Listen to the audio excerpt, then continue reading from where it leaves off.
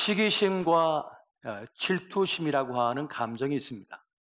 이것은 사실 일상적인 것이라 우리는 별로 의미 있게 생각하지 않고 소홀하게 다룰 때가 참 많습니다.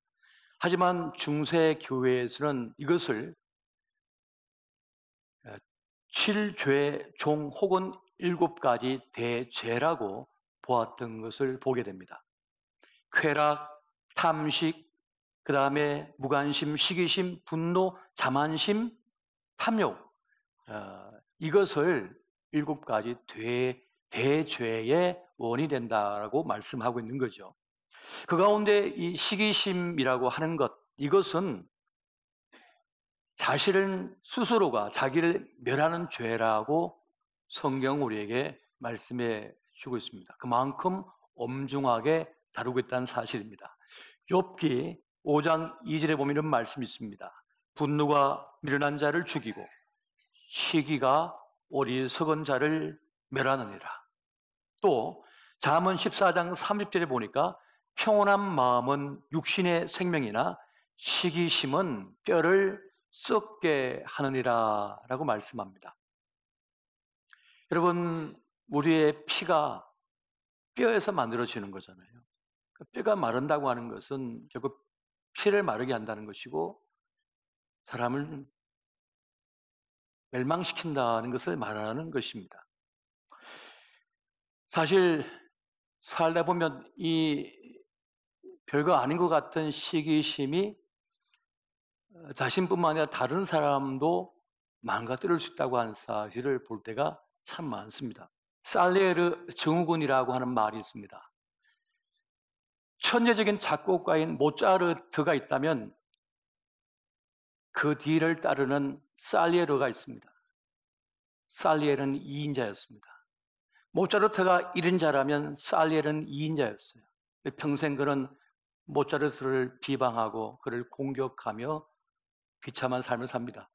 그도 정말 유명하고 독보적인 음악가였지만 평생을 모차르트를 시기하고 미워하다가 그렇게 끝납니다. 사실 가까운 사람 친구였기 때문에 더 상처를 받는 것이고 더 배신감에 치를 떠는 것이죠.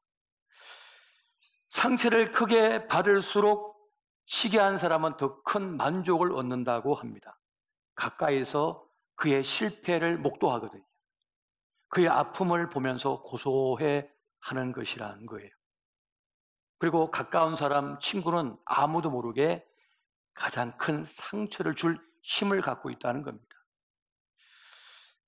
그렇다면 진정한 친구는 누구입니까? 그 친구가 지금 모습보다 더 잘 되기를 바라는 거예요. 그런 마음을 가진 사람이 진짜 친구입니다. 내가 쓰러졌는데 쓰러진 나를 불쌍히 여기고 안타깝게 여기고 그를 일으켜 세워주는 사람이 누굽니까? 진짜 친구인 거예요. 지금의 모습보다 더 나아진 모습을 기대하고 더 나아진 모습이 되도록 물심양면으로 기도도 해주고 보살펴주는 게 진정한 친구라고 한다는 것입니다. 사실 인간이 느끼는 감정 중에 이 시기심만큼 까다롭고 어려운 것도 없는 것이 사실입니다. 여러분 살면서 내가 지금 실패한 이유가, 내가 고통받는 이유가, 내가 진급하지 못한 이유가, 내가 친구를 잃은 이유가, 내가 건강을 잃은 이유가, 내가 이런 사고를 당한 이유가 누군가의 시기심 때문이었다면 어떨까요? 너무 고통스러울 거예요. 내가 이 사람들이 이런 게 내 가까운 친구가 나를 비방해서라고 하는 것을 알게 된다면 살맛이 안 날 겁니다. 그런데 그런 세상을 우리가 살아가고 있다는 것입니다. 근데 우리는 또 시기를 받기도 합니다만 또 누군가 시기하는 존재입니다. 지금 내 마음속에 어떤 부러움을 넘어서 질투하는 마음, 시기하는 마음이 지금 일어나고 있다면 내가 갖기를 원하는 것을 그 사람이 갖고 있기 때문입니다. 내가 그렇게 원하고 또 원한 것을 그 사람이 갖고 있는 것을 보면, 그 친구가 갖고 있는 것을 보면 부러움을 넘어서 시기심을 가질 수 있다는 겁니다. 그리고 내가 시기심을 느낀다는 것은 뭘 말하는 것일까요? 내가 지금 열등하는 것을 열등하다는 것을 스스로 자백하는 꼴이 된다는 사실입니다.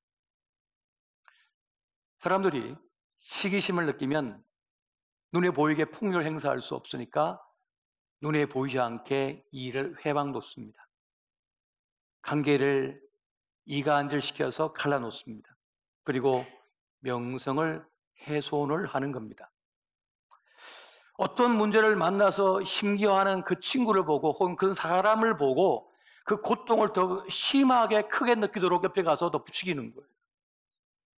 그렇게 말이야, 그 사람만 그렇게 얘기하는 줄 알았더니 저 사람도 그렇게 얘기하더만 하면서 더 아픔을 느끼게 만드는 거죠. 그러면서 속으로는 고소해 한다는 것입니다. 앞서 말씀드렸던 것처럼 사람은 누구나 시기도 하지만 또 시기를 받는 존재입니다. 그런데 그것이 우리 인생사이며 또 그것이 인간을 고통스럽게 한다고, 불행의 이유가 된다고 오늘 성경은 우리에게 알려주고 있습니다. 여러분, 가인이 자기의 동생인 아벨을 죽였습니다. 시기심 때문입니다. 또 우리가 잘 알고 있는 요셉의 이복 형들이 요셉을 질투하여 애굽의 노예 상인에게 팔아버렸습니다.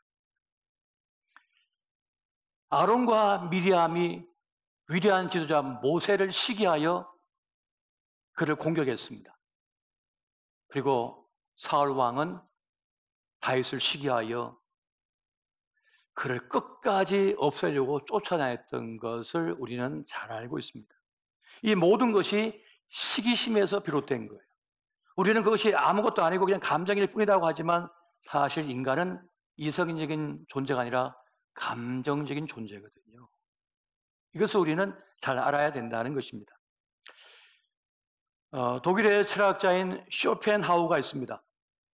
그가 시기심을 알아보는 3가지 방법을 말한 적이 있습니다. 첫 번째는 나를 시기할 것 같은 사람에게 이렇게 말하라는 겁니다. 나에게 있는 좋은 일 혹은 나쁜 일을 말해보라는 겁니다. 나에게 이런 좋은 일이 생겼어, 정말 행복한 일이 생겼어, 얼마나 좋아? 하고 이렇게 친구가 얘기하면 그 얘기를 듣는 순간 갑자기 세상을 잃은 듯한 표정을 지으면서 눈동자가 막 흔들리고 있으면 시기하고 있다는 겁니다. 함께 기뻐해 줘야 되는데 세상을 다 잃은 것처럼 고통스러워한다는 거예요. 알아 누워버리는 거죠. 사촌이 땅을 살면 어떻게 된다고요? 배 아파서 병원에 입원하죠. 그리고 나에게 생긴 안 좋은 일을 얘기해 주는 겁니다. 그러면 아이고 안 돼서 어떻게 하는데 눈에 생기가 들어와요. 너무 행복해하는 거예요. 표정이 밝아지면서 막 행복해하는 거예요. 그런데 그것을 숨길 수 없답니다. 사람이라고 해요. 절대 숨길 수가 없대요. 자덴 프로이테라고 하는 그런 심리학에 쓰는 말이 있는데 사람은 자기 감정을 숨길 수 없대요. 그 눈빛에 나타나는 거죠. 또 한 가지는 독설 같은 칭찬이 있는지 보라는 겁니다. 어떤 일을 해서 크게 성공을 했어요. 사업이 잘 됐어요. 어떤 프로젝트를 진행했는데 너무 잘 된 거예요. 근데 그걸 보면서 얘기하는 거죠. 아, 이거 잘 됐네. 이제 떼돈 벌겠네. 그 성공을 위해서 얼마나 많은 수많은 밤을 지새웠으며 얼마나 많은 실패를 거듭했으며 얼마나 많은 피땀을 흘렸겠습니까? 근데 그냥 떼돈 벌려고 그랬다. 그냥 가치를 다 무너뜨려버리는 거죠. 폄하하는 거죠. 돈이면 뭐든지 다 할 사람인 것처럼 그렇게 그냥 독설 같은 칭찬을 한다는 겁니다. 그것이 있는지를 보라라고 말합니다. 3번째는 누군가의 험담을 하고 있는지를 보라는 겁니다. 지금 내 앞에서 누군가를 계속해서 험담하고 있다면 머지않아 나도 나를 험담할 것이라는 거예요. 그래서 그 험담을 하는지를 보라라고 말을 합니다. 사실 험담이라고 하는 것은 시기심을 숨기는 데 아주 좋은 방법이거든요. 그게 편성해서 그 시기심을 발동하는 겁니다. 악의적인 루머나 말들을 함께 공유하면서 그 시기심을 편리하게 분출하는 거예요. 나도 들었는데 아모개가 그렇다대 하면서 거기에 같이 편성해가지고 같이 험담하면서 자기의 시기심을 드러낸다는 것입니다. 사실 시기심은 불행을 가져옵니다. 나도 고통스럽게 하고 그도 고통스럽게 하는 것입니다. 오늘 본문의 말씀에 네가 씨를 뿌려도 땅이 그것을 허용하지 않을 것이다. 네가 선 땅이 폐허가 될 것이다 라고 말씀하고 있잖아요. 그 가인의 길, 그 시기심의 길은 결국 뭐냐? 내 삶의 틀을 다 망가뜨린다는 거예요. 황폐하게 만들어버린다는 거죠. 밥을 먹어도 살로 들어오지 않아요. 불행해집니다. 영혼이 망가지기 때문에 그렇습니다. 정신분석학자인 멜라니 클라인이라고 하는 사람이 평생 사람의 그런 심리를 연구했는데 그가 그런 말을 합니다. 어떤 사람들은 보통 사람보다 더 시기심이 강한 사람이 있답니다. 왜 그럴까를 연구했더니 어릴 때 애착관계의 문제가 발생하면 다른 사람보다 시기와 질투심이 강해진다는 것을 알아냈습니다. 그러니까 어릴 때 아기는 엄마에게 무조건적으로 안기면서 사랑을 받아야 되거든요. 그 존재감을, 가치를 경험해야 되거든요. 그런데 그 애착관계에 문제가 발생할 수 있다는 것입니다. 어떤 전쟁이나 사고나 요즘같이 경쟁사회 속에는 다 맞벌이해야 되고 하다 보니까 충분한 인정과 사랑을 못 받은 거예요. 그러다 보니까 갈급함이 있다는 것이죠. 그 엄마의 부재로 인하여 적대감과 원망감이 생긴다는 겁니다. 아빠 때문에 내가 엄마 사랑을 제대로 못 받고 있어. 무의식적으로 느낀다는 거예요.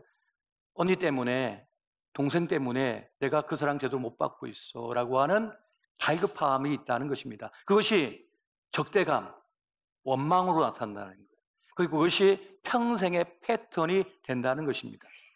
그렇게 되면 나는 늘 좋은 것을 받아야 돼. 더 나은 것을 받아야 돼.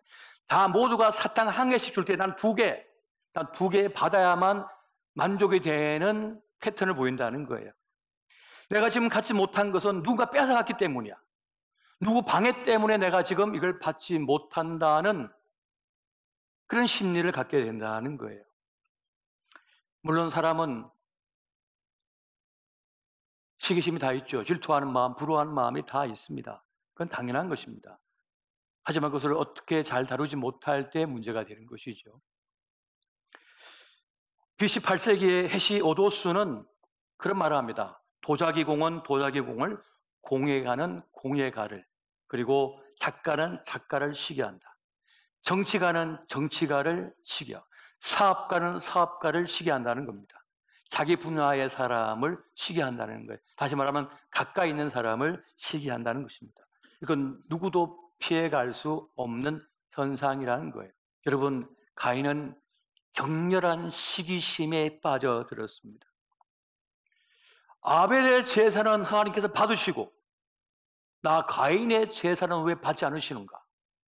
그 거절당함, 거부당함에 대한 분노가 있었어요. 그런데 그것을 하나님께 어떻게 할 수가 없잖아요. 하나님은 하나님이시니까, 신이시니까 어떻게 대적할 수가 없어요. 그럼 그것이 어디로 갑니까? 분노가 아벨에게 향하는 거예요. 하나님을 해코지 할 수 없으니까 하나님께서 아끼시고 사랑하시는 것을 제거하려고 한 거예요. 그래서 하나님을 고통스럽게 하려고, 아프게 하려고.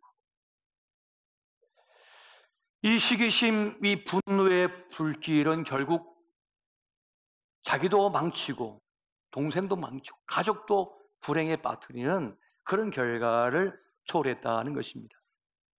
하나님께서 가인의 안색이 바뀌는 것을 보고 이렇게 말씀하십니다. 창세기 4장 7절 말씀을 같이 한번 보시겠습니다. 자, 시작. 내가 선을 행하면 어찌 낯을 들지 못하겠느냐. 선을 행하지 아니하면 죄가 문에 엎드려 있느니라. 죄가 너를 원하나 너는 죄를 다스릴지니라. 아멘. 죄가 와서 똑똑똑 하고 문을 두드려도 열어주지 말고 그 죄를 다스리라는 것입니다. 여러분, 살다 보면 여러 가지 감정을 느끼게 됩니다. 어떤 때는 분노가 치밀 때도 있고요. 어떤 때는 마음이 슬플 때도 있고요. 우울감에 빠져들 수도 있고요. 마치 집에 불이 붙은 것처럼 불이 날 수 있는 거예요. 그럼 어떻게 해야 됩니까? 소화기를 가져와서 불을 꺼야죠. 불을 한 바가지 들고 와서 그냥 꺼버리면 되는 거예요. 그런데 가만히 지켜보면 어떻게 되죠? 처음엔 커튼을 태웠다가 장판 다 태우고 나중에는 장롱 다 태우고 집을 홀라당 다 태울 수도 있는 거예요. 내가 불타버릴 수 있는 거예요. 그 죄가 작은 불이었을 때 꺼버리면 아무 문제가 없는데 그걸 그냥 방치해버리면 어떡합니까? 결국은 그것이 나를 다 태워버릴 수 있다. 내 인생을 태워버릴 수 있다는 거예요. 그래서 이 분노하는 감정, 이 시기심 이런 것이 불타오를 때 우리는 그걸 꺼버릴 수가 있어야 된다는 사실입니다. 가인이 죄가 너를 원하지만 너는 죄를 다스릴지니라 하면서 하나님께서 말씀하셨을 때 들을 귀가 있어서 그를 들었다면 어떡합니까? 그런 화는 일어나지 않았을 거예요. 그런 불행한 고통은 당하지 않았을 것이라는 것입니다. 하지만 시기심에 가득 찼던 가인은 걷잡을 수 없게 되어버렸습니다. 여러분, 잠언 27장 4절 보니까 분노는 잔인하고 노는 창수하거니와 투기 앞에야 누가 서리요. 이 분노로 불타 있는 사람 앞에는 누구도 설 수 없다는 겁니다. 걷잡을 수 없다는 거예요. 그러니까 이 걷잡을 수 없는 단계에 가기 전에 그걸 꺼버려야 된다는 것을 말씀하고 있다는 것입니다. 이 시기심은 그렇게 사람들을 불행에 빠뜨립니다. 아픔을 가져오고 그리고 그동안 애써 수고한 모든 것을 허사가 되게 만들어 버리는 것이에요. 여러분, 시기심은 교회의 부흥도 방해를 합니다. 교회는 사랑의 공동체이지만은 사단이가 딱 들어와서 그 포도원을 허는 여우가 되어서 흔들면 어떤 일이 발생하냐면 사랑을 독점하고 싶은 마음이 듭니다. 권사님은 나만 사랑해야 돼. 김 집사에게 눈 돌리면 안 되는데 나만 사랑해 줘야 되는데, 목사님은 나만 아껴줘야 되는데 왜 저분도 아끼고 저분도 아끼지? 나만 사랑해 줘야 되는데. 새신자가 딱 들어오니까 순장님이 새신자 들어왔다고 잘 보살펴 주니까 나를 배신했어, 나를 버린 거야 하는 마음으로 적개심이 생겨버리는 거예요. 적개심이 생겨버리는 거예요. 사랑에 대한 목마름이 시기와 질투로 번져나갈 때 일어나는 현상입니다. 여러분, 예수님이 나만 사랑해야 됩니까? 나만 구원해야 됩니까? 예수님은 인류를 구원하셔야 되는 거예요. 그렇다면 나만 사랑한 것이 아니라 저 사람도 사랑해주고 저 사람도 사랑해주고 아껴줘야 되는 거잖아요. 그런데 우리는 사단이가 주는 그 유혹에 넘어져가지고 나만 아껴줘야 되고 나만 사랑해줘야 한다는 그런 삐뚤어진 사랑에 빠질 수가 있다는 것입니다. 그래서 시기심은 악마적이고 파괴적이라고 하는 사실이에요. 가장 가까운 사람에게 느끼는 것이기 때문에 그렇습니다. 가장 소중한 사람에게 느끼는 것이기 때문에 그렇습니다. 하나님께서 나에게 선물로 주신 최고로 좋은 사람들이 내 옆에 서 있어요. 그런데 그 좋은 보물과 같은 사람들을 시기해요. 미워해요. 그래서 쫓아보내요. 여러분, 나에게 은혜로 주어진 것들을 지켜내는 것이 중요합니다. 그럼 어떻게 그것을 지켜낼 수 있습니까? 그 은혜가 머물게 할 수 있습니까? 그 사람이 머물게 할 수 있습니까?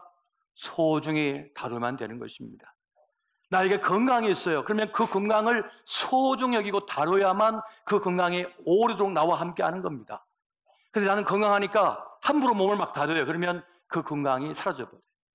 건강을 잃게 된다는 사실입니다. 하나님께서 주신 좋은 사람들이 있습니다. 그리고 좋은 공동체가 있습니다. 근데 그걸 함부로 다루면 다 잃게 되는 거예요. 놓쳐버리게 되는 거예요. 그래서 그것을 잃지 않도록 하기 위하여 사단이가 자꾸 던지는 그 시기심이나 질투 같은 악한 감정은 버리셔야 된다는 사실입니다. 방치하지 말고 그걸 잘 다뤄야 된다는 사실이죠. 그럼 어떻게 해야 되는가? 어떻게 이 시기심, 질투 이것에서 벗어날 수가 있는가? 여러분, 요수와 갈렙 아시지요? 이 두 사람은 가나안 땅을 정탐하러 간 정탐꾼이었습니다. 원래 12명이 갔잖아요. 근데 10명은 가나안 땅을 폄하합니다. 우리를 삼키는 땅이라고. 그런데 요수와 갈렙만큼은 아니다. 하나님께서 약속하신 젖과 꿀이 흐르는 땅이 맞다. 우리 그냥 들어가기만 하면 우리 것이 된다. 그랬단 말이에요. 근데 요수아는 이스라엘 전체 모세의 뒤를 이어서 1인자가 됩니다. 그런데 갈렙은 아무것도 주어진 게 없어요. 똑같이 갔다 와서 보고했는데. 그러면 갈렙 마음속에 난 왜 2인자인가? 왜 나는 1인자가 되지 못하는가라고 하는 아쉬움이 있을 거 아니에요. 그런데 갈렙에겐 그것이 없습니다. 시기심, 질투심이 없어요. 요수아를 뒷받침하면서 충성되이 맡은 사명을 감당하는 것을 보게 됩니다. 어떻게 그것이 가능한가? 성경은 이렇게 갈렙에 대하여 얘기합니다. 갈렙은 그들과 달라서 다른 영을 가졌다라고 말씀합니다. 사람들은 세상의 영을 가졌지만 갈렙은 하나님의 영을 가진 사람이다. 하나님 영으로 충만한 사람이다라고 말씀을 하고 있습니다. 그러니까 다른 마음, 다른 영을 가진 사람, 하나님 영으로 가득 찬 사람은 그런 시기심이나 그런 질투심이나 남을 미워하는 마음이라 적개심을 품지 않게 된다는 사실입니다. 왜냐? 성령은 새롭게 하는 영이기 때문에 그렇습니다. 여러분, 디도서 3장 5절 말씀을 같이 한번 보겠습니다. 자, 시작. 우리를 구원하시되 우리가 행한 바 의로운 행위로 말미암지 아니하고 오직 그의 국나심을 따라 중생의 씻음과 성령의 새롭게 하심으로 하셨나니. 아멘. 한번 따라해 보세요. 성령의 새롭게 하심으로 하셨나니. 성령의 새롭게 하심으로 하셨나니. 성령은 우리 마음을 새롭게 할 뿐만 아니라 우리 인생을 새롭게 하는 분이라고 말씀합니다. 이게 성령의 역사이거든요. 또한 지혜의 영이시거든요. 성령께서 우리 마음을 감동시키셔서 악한 마음을 소멸시켜버려요. 성령의 불로 그 더러운 죄를 다 태워버리신다는 거예요. 그래서 깨끗한 마음을 갖게 하는 것이 바로 이 성령의 새롭게 하는 역사라고 하는 사실입니다. 그래서 성령을 충만하면 오래되어도 새 것과 같습니다. 현대인들의 가장 큰 문제는 뭡니까? 금방 식상하게 여긴다는 거예요. 사람도, 직장도, 음식도, 옷도, 모든 것도 금방 질정을 내요. 이게 현대인들의 병 아닙니까? 그런데 성령의 새롭게 하심을 받은 사람은 똑같은 것이라도 새롭게 느껴지게 됩니다. 매 주일이 새롭게 느껴지게 되고, 똑같은 봉사 헌신을 해도 똑같은 새로운 열정과 에너지를 가지고 그것을 맞닥뜨리고 해낼 수 있는 능력을 갖게 된다는 사실입니다. 한번 생각해 보십시오. 저도 지금까지 20살부터 교회 강단에 서서 설교를 했거든요. 전도사부터 해가지고 몇 년입니까? 그런데 그 세월 동안 실정이 안 나요. 늘 감격과 긴장과 즐거움과 기대감으로 씁니다. 그게 어떻게 가능한가? 성령의 새롭게 하심을 받았기 때문에. 그래서 늘 새롭게 느껴지고 늘 귀하게 느껴지는 거예요. 성령의 역사가 바로 그러하다는 것입니다. 모세는 120세가 되어도 그는 눈이 흐리지 아니하고 기력이 쇠하지 않았다라고 말씀하고 있습니다. 갈렙은 85세인데 이 산지를 내게 주소서 하면서 달려나갔던 그 모습을 우리가 보게 됩니다. 성령은 나이듦을 이겨내게 만들고 세상 세속의 흐름에 굴복하지 않는 그런 힘을 갖게 한다는 사실입니다. 그래서 성령의 새롭게 하심을 받은 사람은 시기심에 굴복당하지 않습니다. 그걸 이겨버리고 하나님께서 부르신 그 소명의 길을 묵묵히 걸어가는 사람이 된다는 사실입니다. 사랑하는 성도 여러분, 성령의 충만을 받으시기 바랍니다. 성령의 새롭게 하심을 받으시기 바랍니다. 시기심을 이기고 주님께서 선물로 준 이들과 함께 기쁘고 복되고 행복하게 그 생의 길을 걸어가시기를 예수 이름으로 축원드립니다. 주